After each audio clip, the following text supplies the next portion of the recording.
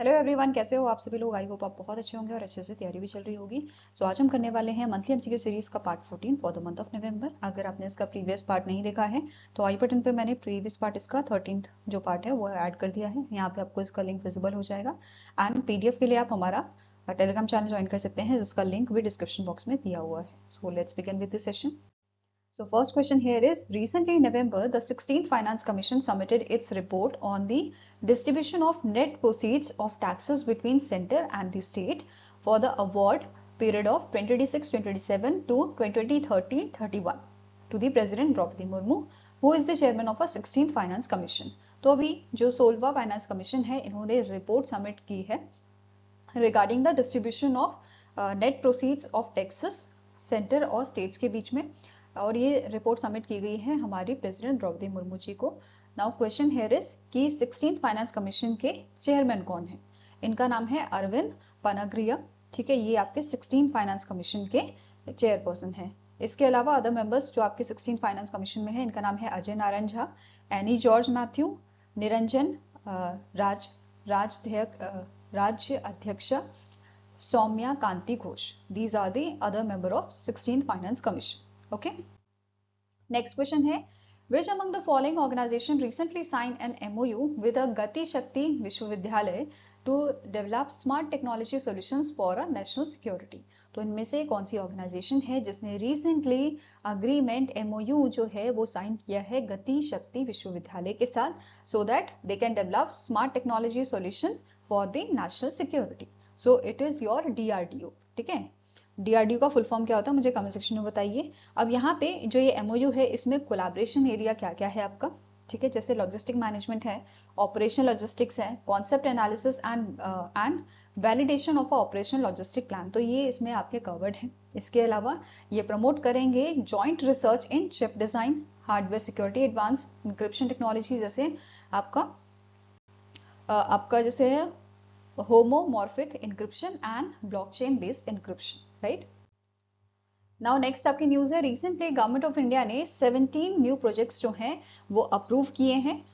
ठीक है, अराउंड आपके ये जो है total investment of 7,172 crore as a part of a second tranche of electronics component manufacturing scheme. तो जो ECMS है, इसका सेकेंड ट्रेंचे में 17 नए प्रोजेक्ट्स जो हैं वो गवर्नमेंट ऑफ इंडिया द्वारा अप्रूव किए गए हैं, और इसका टोटल वर्थ आपका है अराउंड 7,172 करोड़।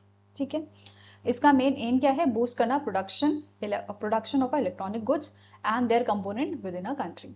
ठीक है, अब ये जो अनाउंसमेंट था, इस जहाँ पे अप्रूवल दिया गया है 17 नए प्रोजेक्ट्स को, ये अनाउंसमेंट किया गया था during the event title electronics component manufacturing scheme the foundation for globally competitive electronics value chain, जो आपका होस्ट किया गया था इंडिया सेल्यूलर इलेक्ट्रॉनिक्स एसोसिएशन में, which is located in the new Delhi.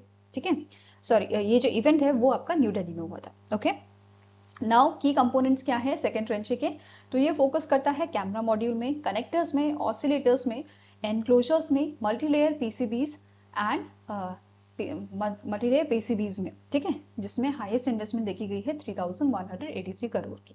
ठीक है, और यहाँ पे बात की गई है कि ये जो आपके मतलब मैन्युफैक्चरिंग यूनिट्स जो है ये कहाँ कहाँ पे अप्रूव की गई हैं, तो 9 स्टेट्स में ये आपकी रहेंगी, गोवा, गुजरात, JNK, कर्नाटका, मध्य प्रदेश, महाराष्ट्र, तमिलनाडु, उत्तर प्रदेश एंड आंध्र प्रदेश में ये आपकी रहेंगी। ठीक है, अब बात करते हैं मैन्युफैक्चरिंग यूनिट्स की। तो ऑप्टिकल ट्रांस रिसीवर्स के लिए मैन्युफैक्चरिंग यूनिट जो है वो आपकी गुजरात के मतलब स्टैब्लिश की जाएगी गुजरात के जयबिल सर्किट इंडिया प्राइवेट लिमिटेड द्वारा, and ZCham supply chain services private limited द्वारा ये स्टैब्लिश की जाएंगी। ठीक है, इसके अलावा ऑस्किलेटर्स जो हैं वो स्टैब्लिश किए जाएंगे, मतलब ये ऑस्किलेटर्स के लिए जो मैन्युफैक्चरिंग यूनिट है वो आपकी कौन स्टैब्लिश करेगा, रेकॉन इंडिया प्राइवेट लिमिटेड। ऐसे ही एनक्लोजर्स के लिए Aequs consumer private limited. Then camera modules के लिए ASUX safety component, Uno Minda and Syrma mobility. तो ये 3 कंपनीज आपकी कैमरा मॉड्यूल्स के लिए हैं। ऐसे ही कनेक्टर के लिए TE connectivity India private limited है। देन नेक्स्ट आता है मल्टीलेयर PCBs के लिए, तो इसमें आपकी 9 कंपनीज जो हैं वो स्टैब्लिश करेंगी इसको, जिसमें से आपकी कुछ हैं Hi Q electronics private limited, secure circuit, जेफ्ताब इंडिया, देन सेरिया circuit, Meena electrotech private limited, AT&S India, ऐसे ही micropack private limited, info power technology etcetera, right. इनमें से जो मीना इलेक्ट्रोटेक है ये सेटअप करेंगे मल्टीलेयर पीसीबी यूनिट आपका जम्मू एंड कश्मीर में, जो पहला प्रोजेक्ट आपका होगा यूटी में अंडर द ECMS स्कीम, ठीक है। इसके अलावा पॉइंट आपको नोट करना है, इंडिया का जो इलेक्ट्रॉनिक सेक्टर है इट इज एक्सपेक्टेड कि ये 2030 टू 2031 तक ये आपका $500 बिलियन पहुंच जाएगा, ठीक है। ये भी यहाँ पे मेंशन किया गया था। इसके अलावा इस इवेंट में यूनियन मिनिस्टर अश्विनी वैष्णव जी जो हैं ministry of electronics and information के आपके जो मिनिस्टर हैं, इन्होंने लॉन्च किया है इंडिया का पहला gen intelligent project intelligent powered silicon chip ARKA JKT1 को, ठीक है। इसे डेवलप किया है CN सेमीकंडक्टर प्राइवेट लिमिटेड ने in partnership with Azimuth AI and it is built on a Azimuth AI's software defined silicon architecture जो integrate किया गया है आपका CN सेमीकंडक्टर के मिक्स सिग्नल पावर के साथ and lower energy application specific integrated circuit expertise के साथ, ठीक है। अब इसकी बेनिफिट क्या है कि ये 10 टाइम बेटर परफॉर्मेंस यहाँ पे देगा, कॉस्ट एंड कॉम्प्लेक्सिटी जो है वो यहाँ पे आपकी रिड्यूस होंगी। इसके साथ ही ये सपोर्ट करेगा स्मार्ट यूटिलिटीज को, smart cities, batteries, industrial internet of things को, ठीक है।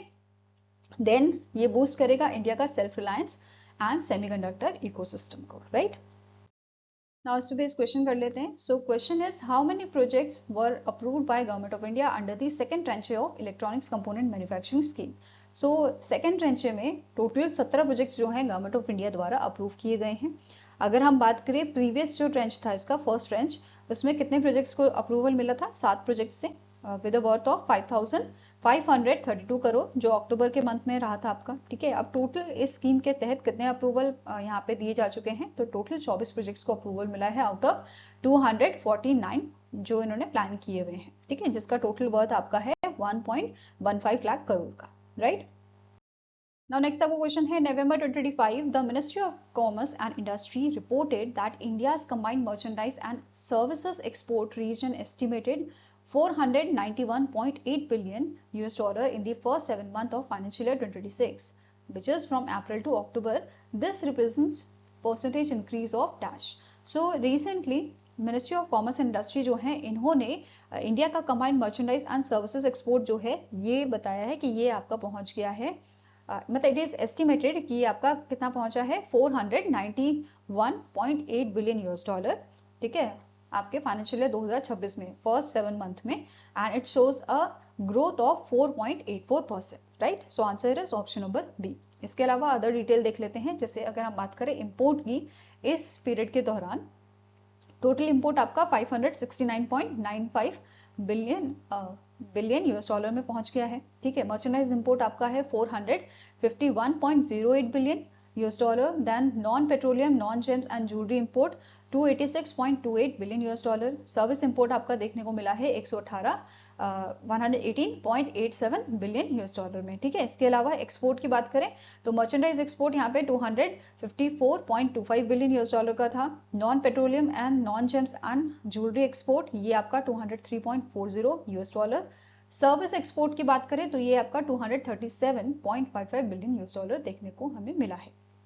इसके अलावा बात कर लेते हैं टॉप 5 इंपोर्ट सोर्सेज की जो अप्रैल से अक्टूबर के बीच में हमें देखने को मिले हैं। It is China, UAE, Hong Kong, Ireland, USA। Where is आपके 5 एक्सपोर्ट डेस्टिनेशन कौन सी रही हैं? USA, China, UAE, Spain, Hong Kong रही है, ठीक है। इसके अलावा बात करें अगर इंपोर्ट की इन मंथ ऑफ अक्टूबर, तो total import merchandise plus services जो है ये हमें देखने को मिला है 94.70 बिलियन US डॉलर। वहीं पे मर्चेंडाइज इंपोर्ट की बात करें तो ये 76.06 बिलियन US डॉलर देखने को मिला है। Non petroleum, non gems and jewellery import देखने को मिला है 42.78 बिलियन US डॉलर का, ठीक है। एंड सर्विस इंपोर्ट देखने को मिला है 18.64 बिलियन US डॉलर का, ठीक है। इसके साथ ही अब बात करते हैं एक्सपोर्ट की इन मंथ ऑफ अक्टूबर, तो टोटल एक्सपोर्ट हमें 72.89 बिलियन US डॉलर को देखने को मिला है। मर्चेंडाइज एक्सपोर्ट आपका 34.38 बिलियन US डॉलर रहा है। ऐसे ही non petroleum, non gems and jewellery export जो है ये आपका 28.14 billion US dollar and service export देखने को मिला है 38.51 बिलियन US डॉलर का, ठीक है। वहीं पे बात की जाए टोटल टॉप 5 एक्सपोर्ट डेस्टिनेशन की, तो ये आपके रहे हैं China, Spain, Sri Lanka, Vietnam, Tanzania and top 5 import sources जो देखने को मिले हैं वो आपके हैं Switzerland, Hong Kong, China, UK and UAE. ठीक है। नाउ नेक्स्ट आपका क्वेश्चन है, recently department of consumer affair का एक पोर्टल है ई जागृति, ये न्यूज में था। अब न्यूज में क्यों था, क्योंकि एज ऑफ नवंबर 13 नवंबर 2025 यहाँ पे लगभग आपकी जो है 1.30 लाख केसेस जो हैं वो इस प्लेटफॉर्म ने हैंडल किए हैं। ठीक है, सिंस इट्स लॉन्च 1 जनवरी 2025 से, और इसीलिए ये न्यूज में था। और इसमें लगभग 2.75 लाख रजिस्टर्ड यूजर आपके देखने को मिले थे, जिसमें से अराउंड 1388 यूजर आपके एनआरआई थे, कि लोग एनआरआई लोग भी यहाँ पे कंप्लेन करते हैं और अपने जो कंप्लेन इनकी है वो बेसिकली यहाँ पे ट्रैक कर सकते हो आप कि कहाँ तक उसका प्रोग्रेस हुआ है, राइट। सो ई जागृति पोर्टल जो है इसका फुल फॉर्म क्या है, e justice and grievance redressal through information technology and innovation, right. And ये जो इसमें अगर हम बात करें कंप्लेन की, एनआरआई की हमने बात की थी, राइट, कि एनआरआई लोग भी यहाँ पे रजिस्टर कर सकते हैं और कंप्लेन फाइल कर सकते हैं। सो मैक्सिमम एनआरआई कंप्लेंट्स कौन सी कंट्री से देखने को मिली है, सबसे ज्यादा यूएसए से 146, followed by UK 52 and UAE 47 complaints. वहीं पे हमारे जो स्टेट्स हैं, इंडियन स्टेट्स, तो इनमें से सबसे ज्यादा कंप्लेन कौन से स्टेट से आई हैं, गुजरात से 14,758 केसेस हैं, यूपी से 14,050 केसेस एंड महाराष्ट्र से 12,484 केसेस, राइट। नाउ इस पे बेस्ड आप क्वेश्चन कर लेते हैं। So as of 13 November 2025 the e Jagriti portal had facilitated 1,30,550 cases filing and ensured the disposal of 1,27,058 cases. What does e-जागृति stands for? e-जागृति का फुल फॉर्म अभी हमने पढ़ा, it is e-justice and grievance redressal through information technology and innovation. So answer यहाँ पे आपका है option number A, right. Option number A is the right answer. Now next आपका question है, the President of India Droupadi Murmu conferred the 6th National Water Awards at विज्ञान भवन, New Delhi, which state secured the first rank in the best state category?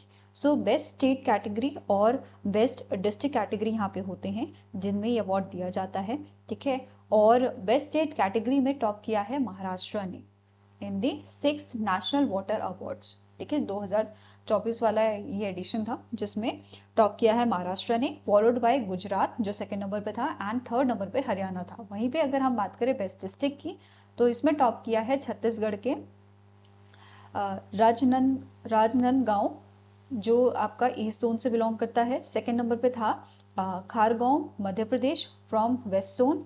Third number पे Mirzapur from UP north, and Tirunelveli from Tamil Nadu, and ये आपका south zone से था।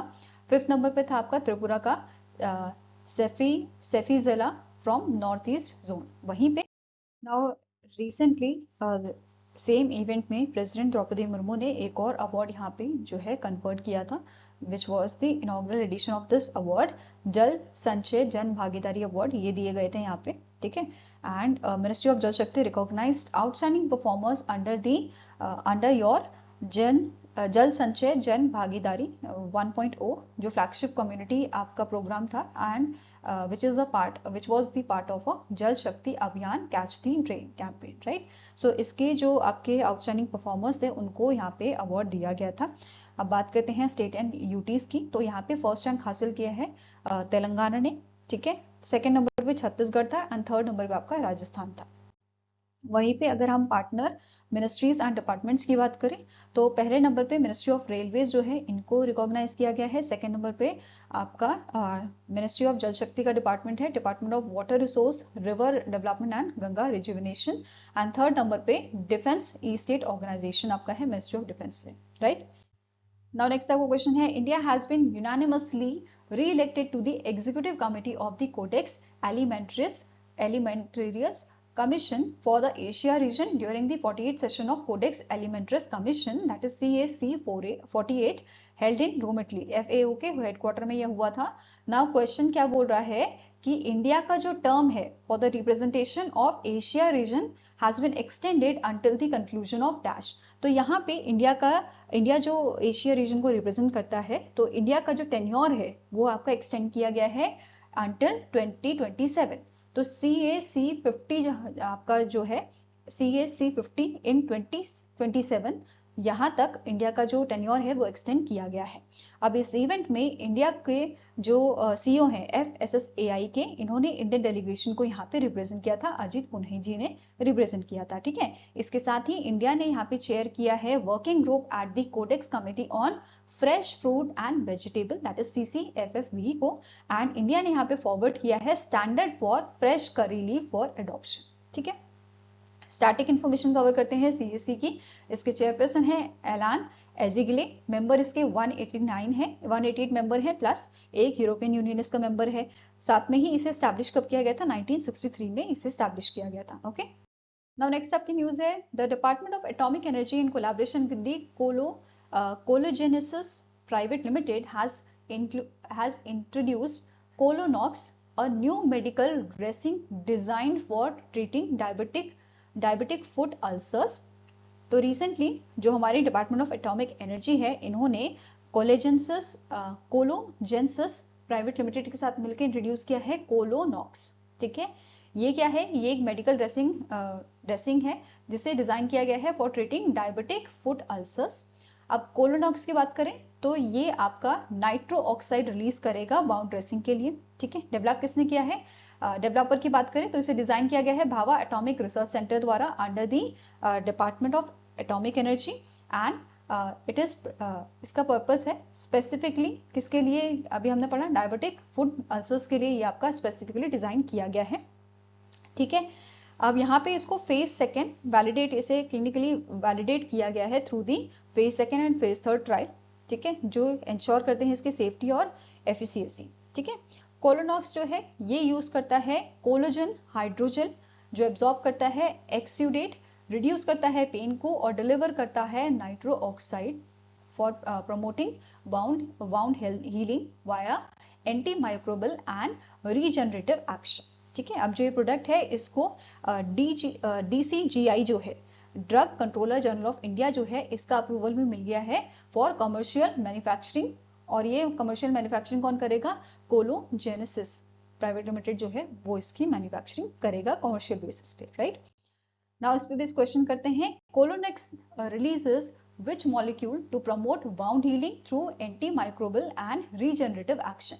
तो अभी हमने पढ़ा कौन सा मॉलिक्यूल ये रिलीज करता है? नाइट्रिक ऑक्साइड ये रिलीज करता है। ठीक है, इसके अलावा अभी DAE जो है इन्होंने फेरो कार्बोनाइट BARC-B1401 जो है इसको भी अनवील किया था, जो इंडिया का first indigenously developed certified reference material है फॉर रेयर अर्थ एलिमेंट। ठीक है, इसे डेवलप किया है national centre for compositional characterisation of material ने। ठीक है, एंड मटेरियल ने BARC and atomic mineral directorate Hyderabad Telangana, इन दोनों ने इसको मिलकर डेवलप किया है।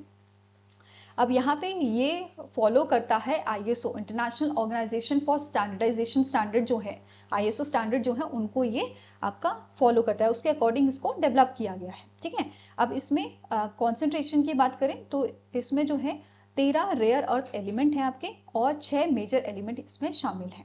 ठीक है, पर्पस क्या है? To serve as a critical calibration material for scientific research, mining and refining operation, industrial applications के लिए। ठीक है, नाउ नेक्स्ट आपका क्वेश्चन है, union minister Piyush Goyal, ministry of commerce and industry के जो मिनिस्टर हैं, इन्होंने लॉन्च किया है trade intelligence and analytics portal को in New Delhi. What is the primary purpose of this TIA portal?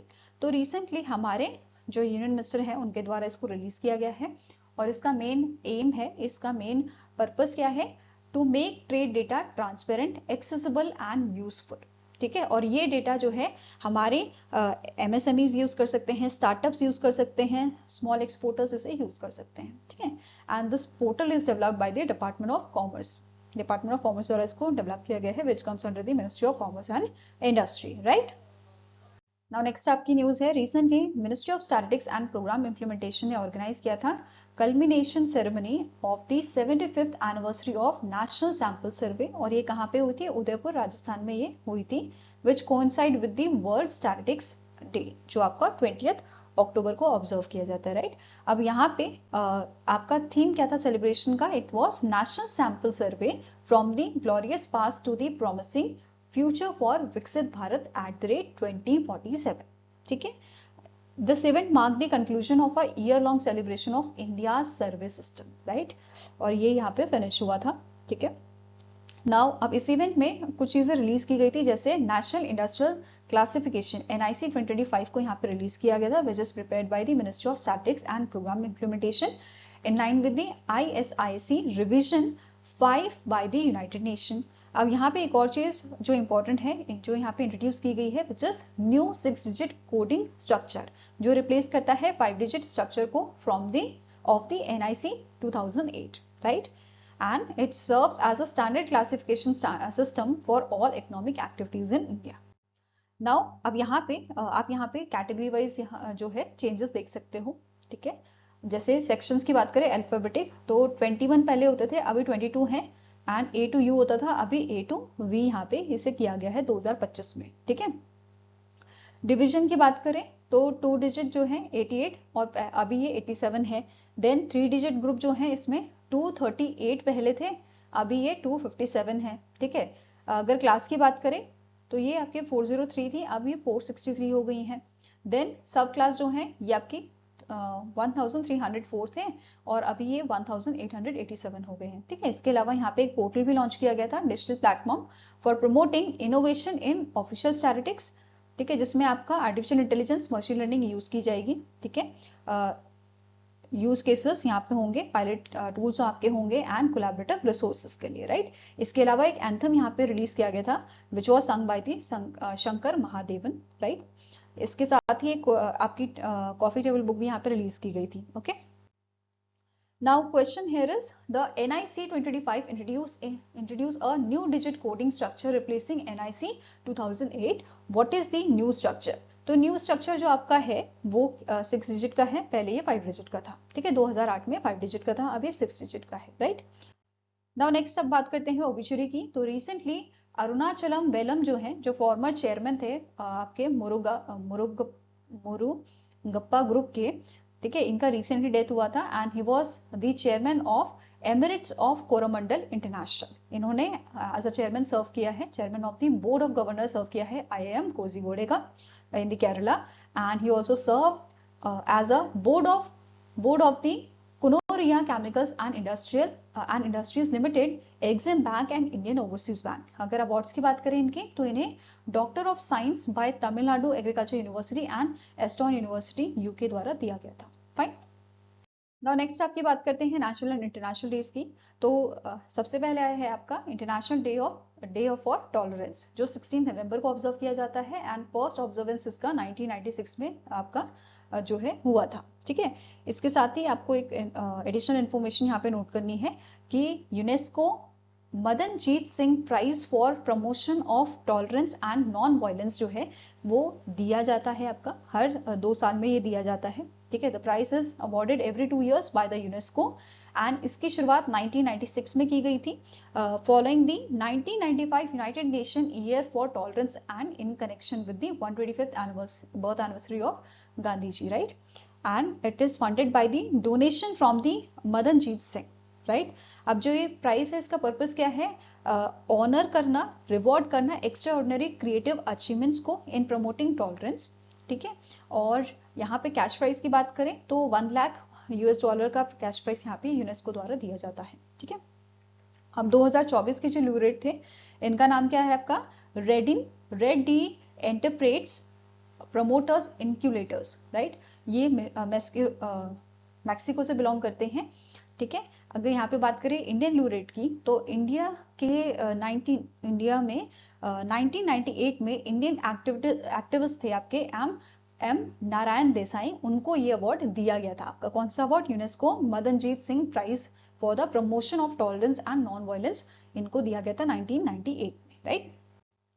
इसके अलावा नेक्स्ट आता है नेशनल एपिलेप्सी डे, जो 17 नवंबर को ऑब्जर्व किया जाता है and it is founded by the Indian epilepsy association. Basically 17 दिसंबर 1990 को इंदौर में एक मीटिंग हुई थी आपकी, general body meeting of a Indian epilepsy association. ठीक है, और इन्होंने यहाँ पे डिसाइड किया था कि 17 नवंबर को हम नेशनल एपिलेप्सी डे जो है वो ऑब्जर्व करेंगे। ठीक है, इसका मेन पर्पस क्या है? To raise awareness on the epilepsy, early diagnosis and stigma reduction. Symbol क्या है? पर्पल रिबन है। एंड यहाँ पे अगर बात करें, अभी हमने बात की नेशनल एपिलेप्सी डे की। इंटरनेशनल एपिलेप्सी डे कब मनाया जाता है? 2nd मंडे ऑफ फरवरी को। ठीक है, स्टैटिक इन्फॉर्मेशन कवर कर लेते हैं एपिलेप्सी फाउंडेशन ऑफ इंडिया की। तो इसके फाउंडर है डॉक्टर निर्मल सूर्या, हेडक्वार्टर मुंबई महाराष्ट्र में लोकेटेड है और इसे 2009 में स्टैब्लिश किया गया था।